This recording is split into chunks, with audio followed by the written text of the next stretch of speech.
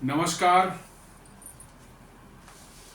प्लांटेक्स पर आपका फिर से स्वागत है। हमेशा का निवेदन है आपसे प्लांटेक्स को सब्सक्राइब करें, बेल आइकन को जरूर दबाएं, हमारे वीडियोस को लाइक करें और फ्रेंड्स एंड फैमिली के साथ शेयर करना बिल्कुल नहीं भूलें। तो दोस्तों, अभी दुनिया में सबसे गर्म माहौल चल रहा है और वो है ट्रंप द्वारा जो ट्रेड वार पूरी दुनिया पर छेड़ रखा है। उन्होंने टैरिफ का ऐसा चारों तरफ खलबली मची हुई है और अमेरिका इसमें जो है अपना हित साधने की कोशिश कर रहा है, दबाव डाल रहा है विभिन्न देशों पर कि अमेरिका की शर्तों पर आप उनसे ट्रेड निगोशिएशन कर लें, और इसमें भारत भी फंसा हुआ है। आपको जानना चाहिए कि भारत को पर ऑलरेडी उन्होंने आज से, हालांकि वो लागू 8 तारीख से होगा, क्योंकि एक हफ्ते में उनके कस्टम ऑफिशियल्स को जो अपने सिस्टम्स में कुछ चेंजेज वगैरह करने हैं वो करेंगे, बट वो लागू आज से है। ये कह सकते हैं कि ठीक है, एक हफ्ते का आपको और मोहलत मिल गई है इससे, लेकिन वो खतरा आपके ऊपर में है। अब ये जानना है कि उस खतरे से कितनी परेशानी हमें होगी और दूसरे देशों की क्या स्थिति है, और अंत में हम ये समझने की कोशिश करें क्या इससे हमारे देश की जो सुरक्षा, हमारा डिफेंस जो है, क्या उस पर भी कुछ असर पड़ने वाला है। क्योंकि वो बड़ा मतलब कि क्रूशियल हमारे लिए है कि यदि हमारे डिफेंस पे इससे फर्क पड़ता है तो डेफिनेटली जो है ये it is a serious matter. तो अब ट्रंप ने जो है 25% टैरिफ इंडिया पर तो ठोका है, लेकिन अब एक फर्स्ट पोस्ट की न्यूज में देख रहा हूं कि इजराइल पर भी उन्होंने 15% जो है टैरिफ ठोक दिया है। जबकि इजराइल ने जो है अप्रैल महीने में एक उनकी मीटिंग नेतन्याहू के साथ में हुई थी, इजरायली पीएम साथ में डोनाल्ड ट्रंप की। उसके बाद इजराइल ने अमेरिकी सामानों पर इजराइल के अंदर आने पर 0% टैरिफ कर दी थी, बट फिर भी डोनाल्ड ट्रंप ने जो है 15% टैरिफ लगा दिया है। और ये भी तब जबकि इजराइल अमेरिका का सबसे नजदीकी एलाय है। आज से नहीं, 1948 इजराइल बनने के बाद से ही जो है अमेरिका का सबसे नजदीकी और एक खास एलाय है, उनका पार्टनर है या उनका सहयोगी है 1948 से। उस पर भी उन्होंने जो है 15% टैरिफ ठोक दिया है। तो इसका मतलब है कि इजराइल पर जो है जब वो ठोक सकते हैं टैरिफ, तो भारत पर ठोकना कोई बहुत बड़ी चीज या बहुत कोई अनयूजुअल चीज नहीं हो गई। इजराइल ने, जैसा मैंने बताया कि प्रेसिडेंट डोनाल्ड ट्रंप से मिलने के बाद जो है अप्रैल में 17% टैरिफ तब लगाया। शुरुआत में जब उन्होंने सारे देशों पर लगाया था उस समय 17% टैरिफ लगाया था। उसके बाद नेतन्याहू मिले थे इनसे, ट्रंप से, और देन नेतन्याहू ने जो है इजराइल के अंदर जो है 0% टैरिफ कर दी थी अमेरिकी सामानों के लिए। उसके बावजूद भी जो है उन्होंने 15% तो जारी ही रखा, 17 से 15 पर आ गई, 15% रहा।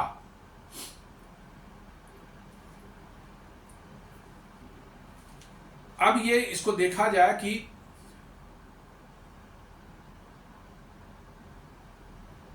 हालांकि ट्रंप के लिस्ट में कोई टैरिफ रसिया और नॉर्थ कोरिया के ऊपर भी नहीं है। ये बड़ा मजेदार चीज है कि रसिया जिनसे उनकी लड़ाई चल रही है उसके ऊपर कोई टैरिफ नहीं है।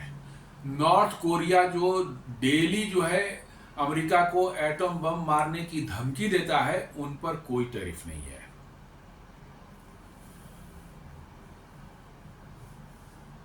और ट्रंप ने जो आर्गुमेंट दिया है इजराइल के साथ जो है उस पर टैरिफ लगाने की जो है, वो दिया है कि भाई इजराइल के साथ हमारी ट्रेड डेफिसिट है। ट्रेड डेफिसिट तो बहुतों के साथ में है। अमेरिका का ट्रेड सरप्लस तो शायद ही किसी के साथ में होगा, बट ट्रेड डेफिसिट हर के साथ में। अमेरिका कंज्यूमिंग कंट्री है, सिर्फ इंपोर्ट करना है उनको और देश को बस ऐसे ही चलते रहना है, तो डेफिसिट तो होगा ही होगा। या तो आप अपने घर में बनाएं और अपने लोगों को वो सामान दें, और नहीं तो बाहर से मंगाएं। यही तो दो उपाय है। घर में आप बनाते नहीं हैं, बनाने वाला माहौल नहीं रह गया आपके यहाँ, आपकी जो है पावर टैरिफ इतनी हाई है, टैक्सेस इतने हाई हैं वहाँ पर, प्लस वहाँ के लोगों की मैन पावर वेजेस जो है वो इतने हाई हैं, तो वो मिला जुला के जो भी प्रोडक्ट बनता है वो इतना एक्सपेंसिव हो जाता है कि वो नहीं चल पाता। खाने पीने की चीज़ें ऑफकोर्स बनाते हैं वो, बिस्किट है, सॉस है, ये सब चीज़ों को मतलब कि जो है नूडल्स है, ये सब जो खाने पीने की चीज़ें हैं वो अमेरिका में बनाते हैं और वहीं कंज्यूम हो जाता है। अमेरिका में थोड़ा बहुत कनाडा बाहर बाहर नहीं जाता है क्योंकि खाने पीने की चीज़ जो ऐसी है कि बहुत ज़्यादा उसका वो नहीं होता, वो मतलब कि प्रोसेस जो फूड है वो बहुत ज़्यादा सारी दुनिया में आप वो नहीं कर सकते, अपने आसपास में जरूर कर सकते। इंडिया में ही बनता है, इंडिया में ही कंज्यूम हो जाता है, उसका कोई वो नहीं। एक्सपोर्ट तो होते हैं वैसे ड्यूरेबल गुड, FMCG गुड्स हैं, ड्यूरेबल गुड्स हैं, जैसे कि आपको कार्स हो गए, मशीनरी हो गई, ऑटो पार्ट्स हो गए, कपड़े हो गए, गारमेंट्स, जूते, ये सब जो है ड्यूरेबल चीज़ें हैं जो कि लोग इस्तेमाल करते हैं। और खाने पीने की चीज़ें तो रोज़मर्रा की है, वो उसमें कोई वैसी बात नहीं। अमेरिका ऐसे में भी ऐसे खाने पीने की कमी नहीं है। With Israel, the United States has a trade deficit of 9.4 billion और तब उन्होंने 15% टैरिफ लगाया है, जबकि भारत के साथ उनका ट्रेड डेफिसिट है $45 बिलियन के आसपास में। भारत और वहाँ जो इनका है वो अमेरिका का ट्रेड है करीब $120 बिलियन के आसपास में, थोड़ा आगे पीछे होगा, मैं एक जस्ट एक फिगर दे रहा हूँ। $120 बिलियन के आसपास में, भारत करीब $75 बिलियन के आसपास में वहाँ पर ये करता है, एक्सपोर्ट करता है, और अमेरिका भारत को कुछ कर रहा है, और अराउंड जो है $45 बिलियन का जो है ये है ट्रेड डेफिसिट है। तो कहने का ये सेंस है कि 9.4 बिलियन का जिससे ट्रेड डेफिसिट है उस पर उन्होंने 15% लगा दिया है, तो भारत के साथ उनके $45 बिलियन के हैं, तो 25% लगाया है, तो उस रेशियो प्रो रेटा में देखें कोई बहुत ज़्यादा गलत नहीं है। उस एंगल से भी देखा जाए कि इजराइल का क्लोजेस्ट एलाई है, उसके साथ 9.4 बिलियन का जो है उनका डेफिसिट है, और भारत के साथ उनका 45 बिलियन का है। 9 बिलियन वालों का पर जो है उनका जो है उनको उन्होंने लगाया टैरिफ 15%, भारत पर 25%। तो नथिंग अनयूजुअल, मैं नहीं कह रहा कि अच्छा है या बुरा है, उस पर नहीं मेरी जा रहा, अनयूजुअल नहीं है।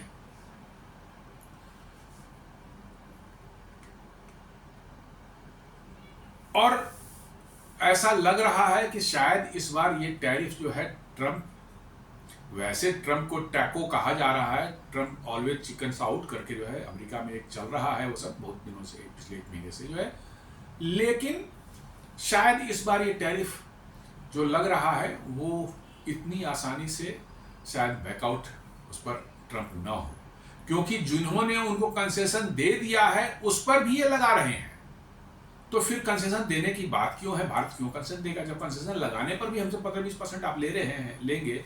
जैसे इजराइल ने उनको कंसेशन दे दिए 0 टैरिफ, फिर भी जो है ये 15% देना ही है, तो चलो भैया हम कंसेशन नहीं देते, आप 25% रख लो, हाउ डज मैटर।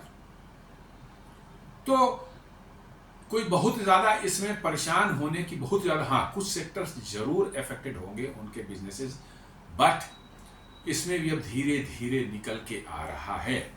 फार्मास्यूटिकल्स को ले लें आप, भारत उनका सबसे बड़ा सप्लायर है फार्मास्यूटिकल्स, जेनरिक मेडिसिन का जो है करीब 12 से 14 बिलियन का यहाँ से या 15 बिलियन का एक्सपोर्ट होता है, और यदि वो न मंगाएं तो आप समझ लें कि क्या हालत होगी।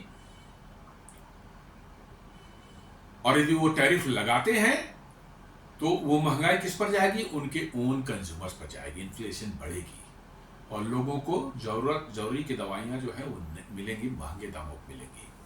उस तरह से आईफोन वगैरह यहाँ से एक्सपोर्ट हो रहा है, भारत से जो है इलेक्ट्रॉनिक्स जो है, आईफोन, आपको टैबलेट्स, टैब्स, और फिर क्या कहते हैं आपको लैपटॉप, इन सबों को आप देखें, इन सबों को भी उन्होंने अभी टैरिफ से बाहर रखा है। इसका मतलब जो सीधे लोगों के कंज्यूम करने की चीजें हैं, जिनकी बड़ी मात्रा में खपत है, उस पर टैरिफ अभी भी नहीं लगा रहे हैं ट्रंप। तो करीब 25% तो यही दोनों मिलकर, 25 से 30% तो यही हो जाती है, ये दोनों मिलकर के 25-26% हो जाएंगे। रेस्ट में देखते हैं, आगे आने वाले समय में शायद अगले अगले कुछ 2-4 दिन में और नजर आ जाए भाई ये भी अमेरिका को बहुत जरूरी है, वो उस पर भी से भी टैरिफ हटा दें। तो बहुत ज़्यादा अभी पैनिक में जाने की जरूरत भारत को नहीं है। स्विट्जरलैंड को ले लें। स्विट्जरलैंड जो है एक अलग है तो यूरोपियन यूनियन में ही, बट यूरोपियन यूनियन से बिजनेस के मामले में जो है वो अलग है।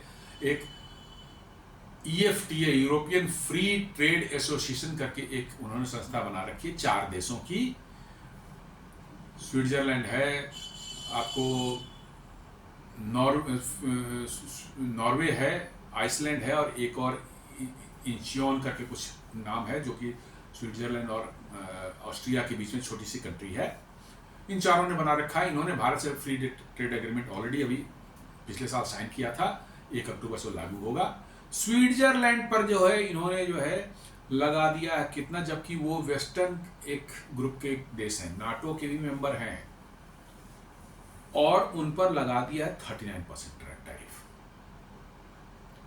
39% टैरिफ जो है स्विट्जरलैंड पर लगा दिया है।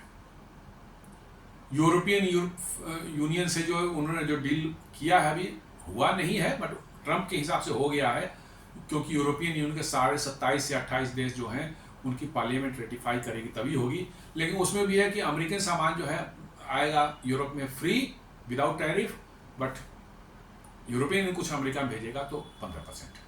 तो ठीक है, हम नहीं देते थे, 10% और लग जाए, क्या प्रॉब्लम है। तो आप देख लें कि जो उनके वेस्टर्न ग्रुप के जो कंट्री हैं, इंपॉर्टेंट कंट्री स्विट्जरलैंड, उस पर 39% वो लगाया है। कनाडा पर जो है 35% लगा दिया उन्होंने। कनाडा उनका सबसे बड़ा क्लोजेस्ट और फिजिकली भी सबसे नियरेस्ट ट्रेड पार्टनर है। 300-400 बिलियन डॉलर के उनके आपस में ट्रेड होते हैं, बहुत लार्ज स्केल पर। और कनाडा के 75% ऑफ द एक्सपोर्ट्स जो कनाडा की वो अमेरिका जाती है, उन पर उन्होंने लगाया 35%। अब कनाडा ने इस पर रिटेलिएट करना शुरू कर दिया है। आपको जानकर आश्चर्य होगा कि कनाडा की बिजली जो है वो अमेरिका के नॉर्दर्न राज्य, जो उत्तरी भाग में जितने राज्य हैं, उनको सबों को बिजली कनाडा से मिलती है। क्योंकि कनाडा में बहुत चीप बिजली जो बनती है हाइड्रो इलेक्ट्रिक प्रोजेक्ट से, बहुत हाइड्रो इलेक्ट्रिक प्रोजेक्ट वहां पर है, बड़े पैमाने पर जो है बिजली उत्पादन होता है, जो कि कनाडा की खपत से कहीं ज्यादा है।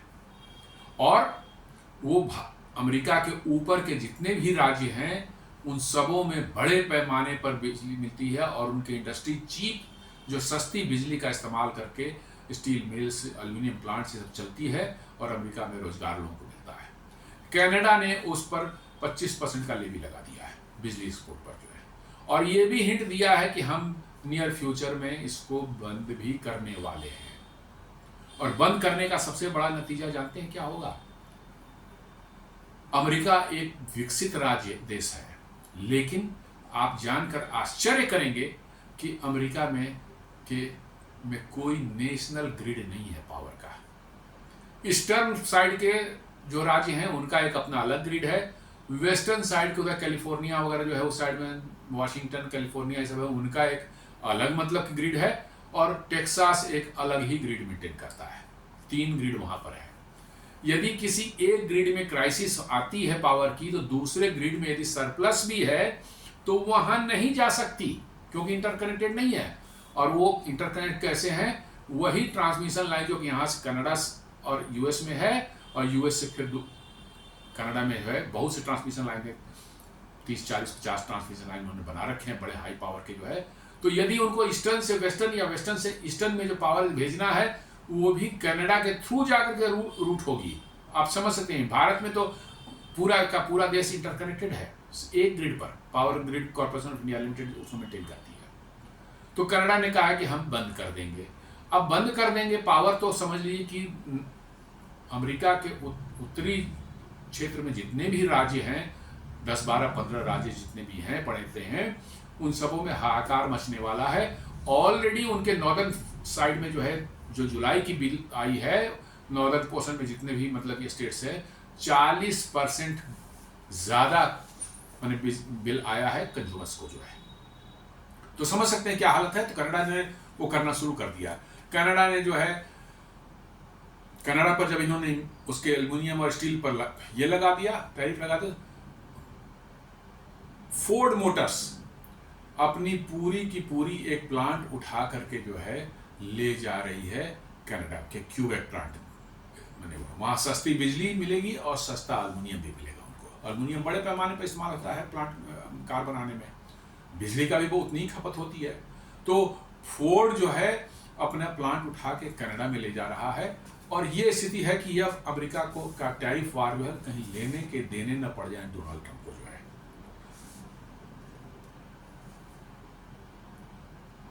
अब अमेरिका की स्थिति देख लें कि 2000 में जो है ग्लोबल मैन्युफैक्चरिंग में अमेरिका का पोजीशन था करीब 25%, और चाइना का था उस समय करीब 6%,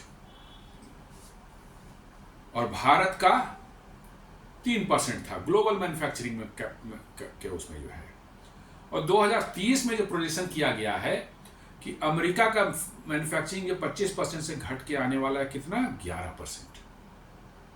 चाइना का ऑलरेडी बहुत बढ़ चुका है, लेकिन 2030 के पोजीशन में 6% से बढ़ करके वो हो जा रहे हैं 43% या 45%, और भारत जो है वो 3% से बढ़ के आ जा रहा है 7% पर। तो मैन्युफैक्चरिंग तो आपकी नीचे जा रही है, आप बना तो कुछ रहे नहीं है, सब बाहर से मंगा, और ऊपर से टैरिफ भी लगाएंगे। तो जब बनेगा नहीं तो टैरिफ लगाएंगे तो आखिर जाएगा कहाँ? और आप ये सोच रहे हैं कि टैरिफ लगाने से दुनिया की सारी कंपनियां भाग के अमेरिका में आ जाएंगी, प्रोडक्शन करेंगी, तो ये बहुत बड़ा एक मैंने इल्यूजन में अमेरिका जी रहा है। अमेरिका कहा मैंने ना कि डेल्यूजनल माइंडसेट में वहां पर अमेरिकन जीते हैं। उनको लगता है कि वो जो सोच रहे हैं सारी दुनिया वैसी ही है, और जो हम कर देंगे दुनिया मान लेगी उसको। कौन जाएगा अमेरिका में, मतलब कि इतनी परेशानियों के बाद बीच में जो है अपना प्लांट लगा के प्रोडक्शन करने के लिए है। तो ये स्थिति अमेरिका की है, और उसके बाद जो है वो टैरिफ लगा। तो लेट अस सी इसके आउटकम्स कैसे क्या आते हैं। अब थोड़ा जान लें कि यदि अमेरिका और भारत के बीच में ये ट्रेड वार जो होता है और उसमें थोड़ी सी टेंशन बढ़ जाती है, और अमेरिका ऐसा बहुत रिलायबल पार्टनर कभी नहीं रहा है दुनिया में, कब क्या कर बैठेगा। अमेरिका को सिर्फ अपने बेनिफिट से मतलब है, अपने दोस्तों, अपने एलाइज या अपने उन लोगों के बेनिफिट से कोई मतलब नहीं रहता। तो पिछले 2 दशकों में हमने अमेरिका से करीब 27-28 बिलियन डॉलर्स के जो है मिलिट्री इक्विपमेंट्स खरीदे हैं। कुछ को देख लेते हैं कि भाई कौन कौन से इंपॉर्टेंट हैं, और अमेरिका यदि उसमें उनके स्पेयर्स देने में या सपोर्ट देने में कोई परेशानी पैदा करता है तो क्या स्थिति बनने वाली है। पहला ले लेते हैं एक C-17 ग्लोब मास्टर, जो हमारे डिफेंस फोर्सेस का सबसे बड़ा ट्रांसपोर्ट लॉजिस्टिक का एक बैकबोन है, वो जिसमें 75 टन माल उठाने की क्षमता एक बार में है। 11 ऐसे एयरक्राफ्ट हम मतलब कि जो है इस्तेमाल करते हैं अभी, और भी खरीदने की हम, ये सफिशिएंट नहीं, और भी खरीदने की हम चाहत रखते हैं, लेकिन उसका प्रोडक्शन बंद हो चुका है, और शायद अभी डिमांड बढ़ रही है दुनिया में, और लोग डिमांड कर रहे हैं, तो शायद उसका प्रोडक्शन लाइन फिर खोला जाए। तो यदि खुलेगा तो भारतीय वायुसेना पहली ग्राहक होगी जो कम से कम 7-8-10 का ऑर्डर देने वाली है। और ये बहुत ही कैपेबल, बहुत ही सोफिस्टिकेटेड माने एयरक्राफ्ट है, बोइंग बनाती है इसको। ये एक हमारे लिए कंसर्न है कि हमारे माने ट्रांसपोर्ट लॉजिस्टिक का सबसे बड़ा बैकबोन ही बन चुका है, और यदि इसमें सपोर्ट सर्विसेज अमेरिका से स्पेयर्स और इसे आने बंद हो जाएं तो हम थोड़ी परेशानी पड़ सकती, क्योंकि इसकी इतनी कैपेबल और इस कैपेसिटी का कोई एयरक्राफ्ट दुनिया में अवेलेबल भी नहीं है कि आप तुरंत खरीद लें। तुरंत खरीदना संभव भी नहीं होता, लेकिन अवेलेबल भी रहता तो हम खरीद लेते। दूसरा जो है वो इसके हाफ कैपेसिटी का है। एयरबस का A400M जो है वो इसके आधी है कैपेसिटी, इसके 75 है तो वो करीब 35 के आसपास में, 36 के आसपास में। लेकिन उसको भी खरीदने में आपको टाइम लगेगा, 2-3 साल वक्त लग जाएंगे, क्योंकि ये सब चीजें रेडीमेड अवेलेबल नहीं रहती। तो एक यहाँ पर है। दूसरा आप करीब 12-13 जो है C-130J हरक्यूलिस ट्रांसपोर्ट एयरक्राफ्ट इस्तेमाल करते हैं, जो कि 20 टन का है, जो लॉकहीड मार्टिन बनाती है। इसमें यदि प्रॉब्लम आएगी तो शायद मैनेजेबल हो, क्योंकि इस तरह के जो है इस कैपेसिटी से या इससे ज़्यादा कैपेसिटी के जो है एयरक्राफ्ट जो है, ट्रांसपोर्ट प्लेन जो दुनिया में अवेलेबल हैं। जैसे 20 टन का ये है तो 27 टन का कैपेसिटी का जो C-390 मिलेनियम जो है इम्ब्रेयर का, ब्राजील का जो है वो अवेलेबल है। C-2 करके जापान का भी एक मतलब कि फुजित्सु बनाती है, वो भी अवेलेबल है, वो भी करके 30 टन 32 टन का भार उठाती है। और एटलस A400M जो एयरबस बनाती है वो तो है ही, जो 35 टन उठाती है, लेकिन C-17 के बराबरी का नहीं कोई है। लेकिन हाँ, C-130J हरक्यूलिस स्केल के लिए क्या रिप्लेसमेंट आप ढूंढ सकते हैं दुनिया में, थोड़ा वक्त लगेगा, ढूंढ सकते हैं, लेकिन हरक्यूलिस काफ़ी कैपेबल एयरक्राफ्ट है, लेकिन उसके बराबरी के हैं दुनिया में। फिर हम इस्तेमाल करते हैं करीब करीब 15 की संख्या में चीनूक हेलीकॉप्टर, वो हेवी लिफ्ट हेलीकॉप्टर्स हैं, और उनको लिया गया था M777 लाइट वेट हॉविस्टर को जो है लड़ाई के समय में उठा करके जो है टांग करके जो है माउंटेन्स वगैरह पर ले जाने के लिए, ताकि वहाँ पर इमीडिएटली फायरिंग वायरिंग करना हो तो उसको लगाया जा सके, उसके लिए इस्तेमाल होता है वो। 15 उसका 10 टन का माल उठाने कैपेसिटी है, बहुत कैपेबल है। भारत और खरीदने के साथ सोच रहा है, लेकिन यदि इसमें समस्या अमेरिका पैदा करता है तो शायद आपको ढूंढने पर कुछ मिल जाए, शायद 10-12 टन 15 टन माल उठाने के लिए जो है रसिया के पास भी है और यूरोप में भी है, महंगे जरूर होंगे लेकिन मिल सकते हैं, बट इमीडिएट तो कोई नहीं मिलता, सब में टाइम लगता है। तो एक योग समस्या ये हो गई। अब आपने जो इसके बाद अपाचे हेलीकॉप्टर्स जो है 22 अटैक हेलीकॉप्टर्स जो 22 एयरफोर्स के लिए हैं और 6 अभी आर्मी को मिलने हैं, जिसमें 3 अभी आया, 3 बाकी है। उसमें कोई बहुत समस्या मुझे नहीं लगती, क्योंकि आपका लाइट कॉम्बैट हेलीकॉप्टर जो है ऑलरेडी रेडी है, और अपाचे के साथ एक समस्या है कि हाई एल्टीट्यूड में जा भी नहीं सकता, और हमारे ज़्यादा लड़ाइयाँ जो हैं होने की जो संभावना है हाई एल्टीट्यूड में ही है, लद्दाख में है, सिक्किम में है, चाहे उधर तवांग वगैरह में है, उन सब इलाकों में है। प्लेन इलाके में तो पाकिस्तान से तो हमें निपटने के लिए बहुत से हमारे पास वो हैं, लेकिन अपाचे डेफिनेटली काफ़ी कैपेबल है।